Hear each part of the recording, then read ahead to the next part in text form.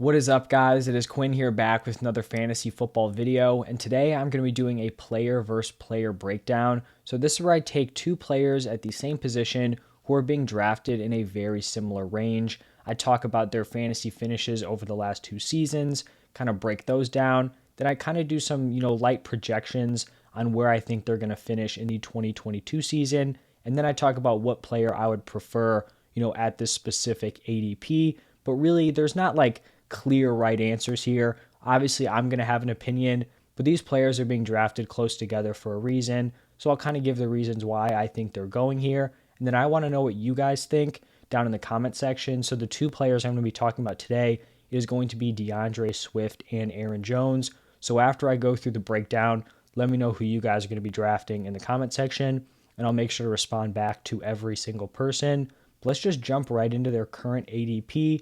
So right now, DeAndre Swift is going off the board as the RB8, Aaron Jones right after him as the RB9, and I'm using Underdog Fantasy Football to get that ADP. And then both of these players are being picked in the mid-second round. So they're going to be going very close together in a lot of fantasy drafts. And if you're picking at like 6, 7, 8, when you get that turn in the second round, you could totally be on the clock choosing between one of these players. So let's jump into their 2020 seasons.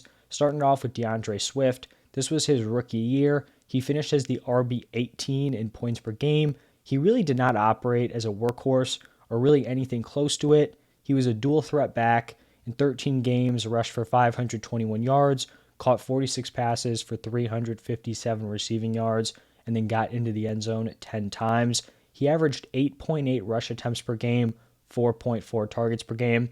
So that target number is solid. Those rush attempts, it's honestly pretty impressive. He finished as the RB18, averaging under 10 carries per game. But what we did see is his usage really started to increase towards the end of the season. It was basically a full-on committee early on. Then he started to earn more and more touches. For Aaron Jones, he had a really solid season, was the RB5 in points per game.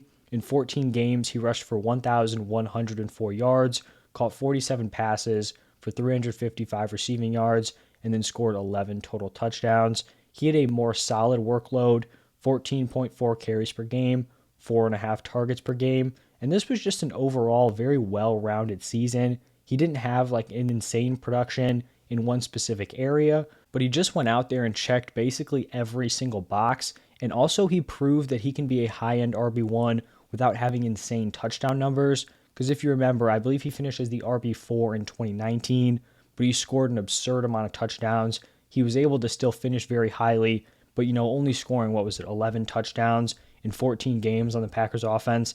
Like, that is not a crazy number. So he had a very, very solid year.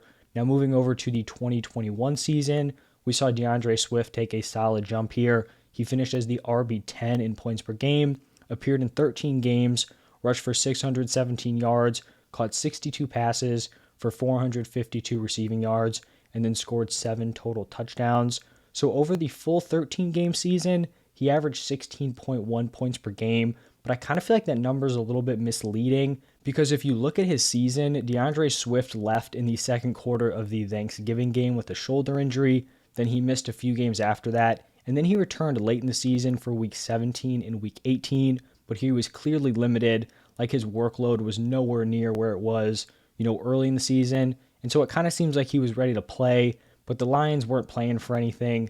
They had nothing on the line. So why are they going to go out and risk him getting hurt? So that kind of not tanked, because obviously he still was a very solid fantasy, performer, but it definitely dropped off his stats, because through week 11, before that injury, he was averaging 18.5 fantasy points per game. That would have been the RB4 in points per game on the season. So he was having, I think, a much better year than people kind of even realize, just because his stats are a little bit tainted, with those last few games. He also had the second highest target share of any running back, so kind of another impressive stat there. For Aaron Jones, he finished as the RB13 in points per game. 15 games, he rushed for 799 yards, caught 52 passes for 391 yards, and then scored 10 total touchdowns. Aaron Jones' receiving volume was pretty similar to the 2020 season. His targets fell from 4.5 targets per game to 4.3, so not a huge difference there. The main difference came in his carries. He went from 14.4 carries in 2020 to 11.4 in 2021. So he lost 3 carries per game, which is pretty significant. And a lot of that was due to A.J. Dillon's usage. Dillon came out. He had a much bigger role than we saw Jamal Williams have in years past. And A.J. Dillon averaged 11 carries per game. And down the stretch, this Packers backfield really kind of turned into a 1A, 1B type of committee, where in years past, Aaron Jones was kind of the clear guy, even if the number 2 was getting touches. So now I want to talk about my 2022 outlook for these players. For DeAndre Swift, I'm honestly expecting him to produce similarly to how he did in the 2021 season, obviously pre that shoulder injury. I think we may see a slight decrease in his target share because they have new weapons coming in. I mean, remember early in the season, Amon-Ra hadn't broken out yet, so you were really looking at like DeAndre Swift, TJ Hawkinson. There was not really a ton else there for Jared Goff to throw to. So now you have new weapons, Jameson Williams, bring in DJ Chark. Talked about now Amon-Ra is kind of a breakout player. But I mean, DeAndre Swift is still a very, very talented pass catcher. And so he's still going to have a really solid role. I just don't know if his target share is going to be quite as high.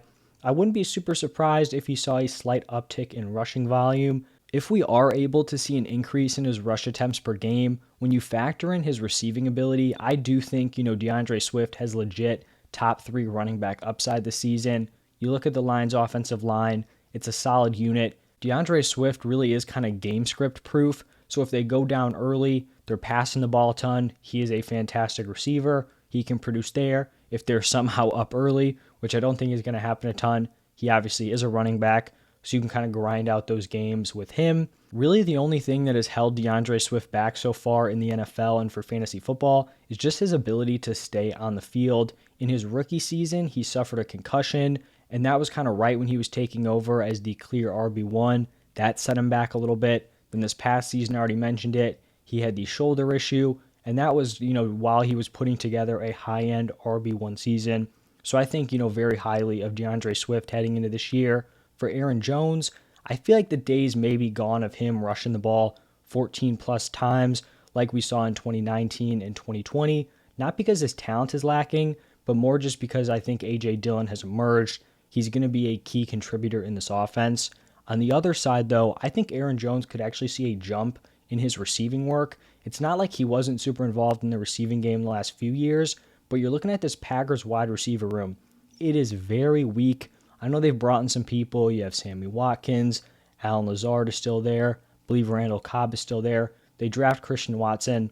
I'm not really overly excited about any of those guys, and I think you can make a strong case that right now, today, Aaron Jones is Aaron Rodgers' most trusted pass catcher.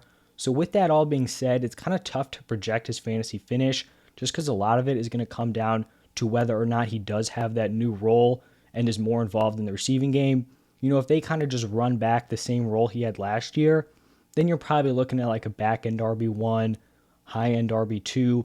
But if all of a sudden he becomes a guy who's being targeted like 6 times a game, then you're looking at some serious fantasy football upside. Right now, I'd say like his realistic kind of finish range probably goes from like a mid-tier RB1 to like a high-end RB2. So I feel like that's a pretty solid range to have here if you're drafting him, in the mid-second round.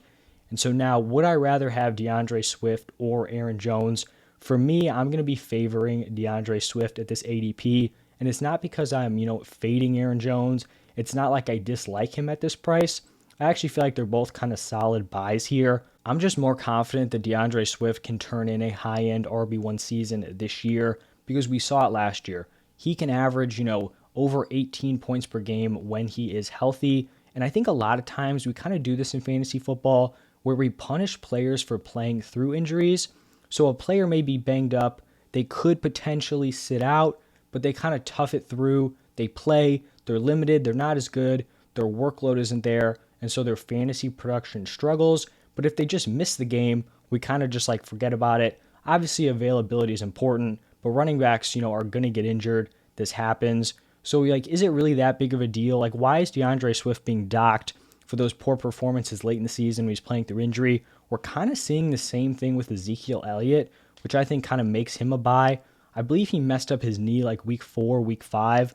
You look at his first 4 or 5 weeks of the season, he was putting together really impressive numbers. He toughs kind of through an injury, whereas if he just sat out the whole season, he probably would be regarded as like a second round fantasy pick. Now he's going round 4. So just something to think about there. I do like DeAndre Swift at this price, but let me know what you guys think down below in the comment section. If you enjoyed this video, do me a huge favor, hit that like button and subscribe to the channel. As always, thank you for stopping by, and I'll see you guys in the next one.